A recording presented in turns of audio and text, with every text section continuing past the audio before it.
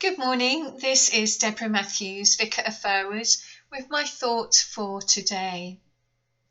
The first reading in our virtual service today is from the Acts of the Apostles, and it is set in Athens. And as I read it, I was reminded of my holidays in Athens. It's rather nice to think about them, as I don't expect to be returning there any time soon.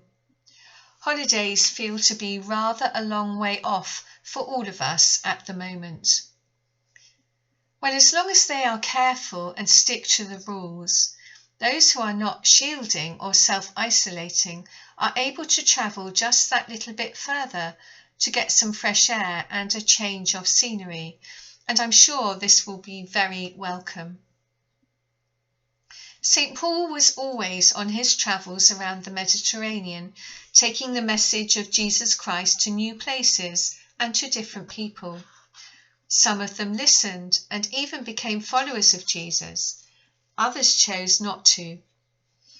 Athens was the seat of culture and civilization, and Paul had to speak to the Athenians in terms that they would appreciate and understand.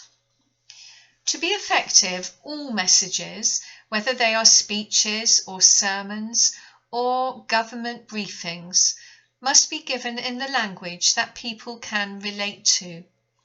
And St. Paul was a master at this. He spoke to the people of Athens about their altar to an unknown God, and he told them that this was the altar to the God of Jesus Christ, whom he had come to proclaim to them.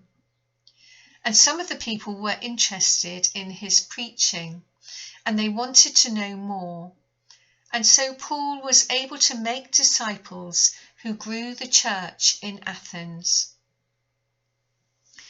In the reading from St. John's Gospel that we have in our service today, we hear a continuation of last week's message, where Jesus was preparing his disciples for his departure.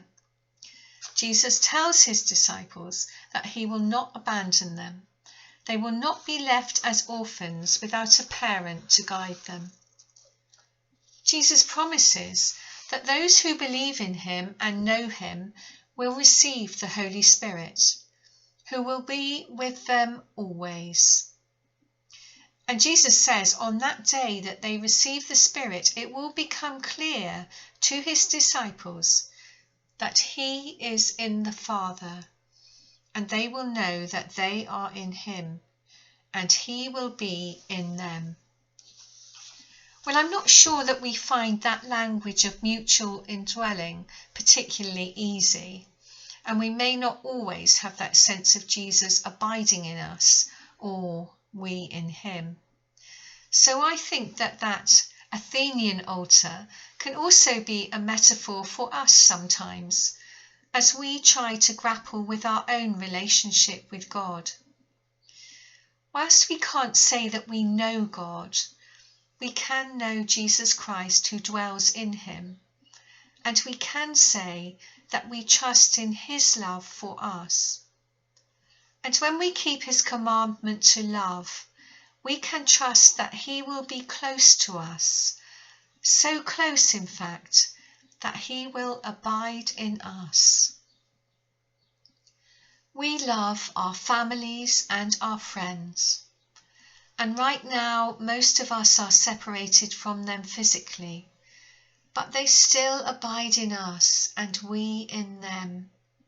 We can see that there is a framework of connection between us and our loved ones, and between us and our relationship with God.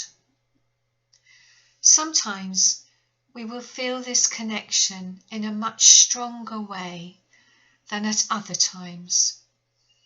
Even when we are at our most vulnerable, when we need that connection most, we may not always feel it. But being able to trust that it is there, to know that love exists, and that we can never be separated from it, is a message that we can understand, and one that we can make sense of. And it's one that we can welcome and be thankful for. God bless you and keep you today and always. Amen.